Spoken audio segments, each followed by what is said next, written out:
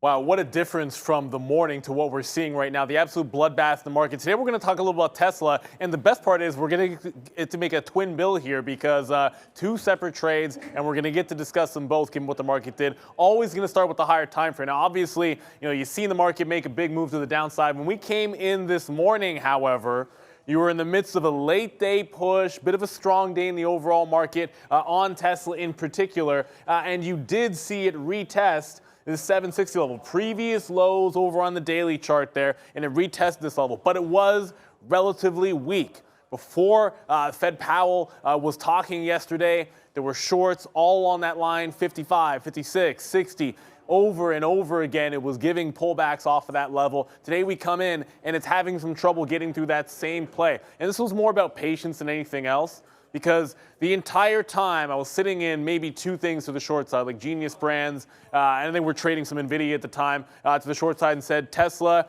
wait for 760, wait for it to test 760. It kept doing that fake out, and I like the pop and fade trade at the open. Gives the pop, nope, that's 745, nope, that's 750. And when it finally made the move to 760, this is when we got into the trade. And here is where everything fell apart. And to say fall apart, if you take a winning trade, you shouldn't be angry with it. We actually got top to bottom in that move. So I can't even complain. I got the top wick, I got the bottom wick, and scalped the trade almost perfectly. And then you'll see what happened right here. Almost perfectly, you put a wick off top at the same price level. And I think this comes down to how many things are you looking at once. I know what I was doing at that time. I was getting more shares of NVIDIA. I was trading I was trading some NEO as well while it was working out. But sometimes you want to go right back to the same well over and over again. It gave it to you at 760. In the middle of the day, was I anticipating a 4.5%, 5% drop in the NASDAQ? No.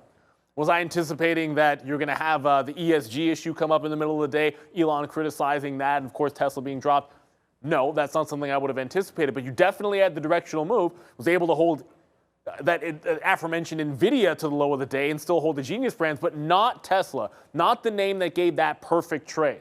Now here's where the second part of this comes in, because right now as we speak, you're at 700 and attempting to bounce off a 700 level. So second style of trade, the only thing you can do if you do not get to hang on to the short side of the trade, you get out of it too early, you feel like you're chasing missed dollars, the worst mistake you can make is try to catch a false bottom. And at least allow it to attempt to make some good lows and play off of the key levels.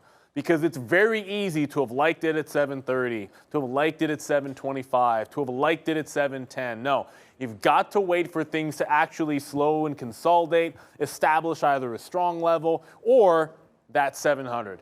Get in if you're going to be counter trend, only at the best possible prices where you know exactly where you're going to be wrong. And in this particular case, let's see if 700 is going to end up holding up. But the real story, it's patience in the morning. We've been seeing this every single day.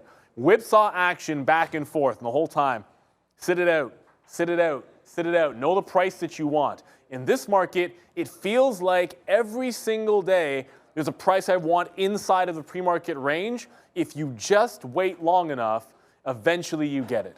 And sometimes that's not going to work out for you. In this particular case, it did eventually come to our price and was more or less the top wick, but it requires a lot of patience because you could be in and out wrong 2 or 3 times before it gets there. Maybe it's 9:35, maybe it's 9:45. But in that first 10 to 15 minutes of the day, the opportunities are abound. There's more volatility in this market, and that means you have to play a little bit tighter to the vest and only take the entries that you want.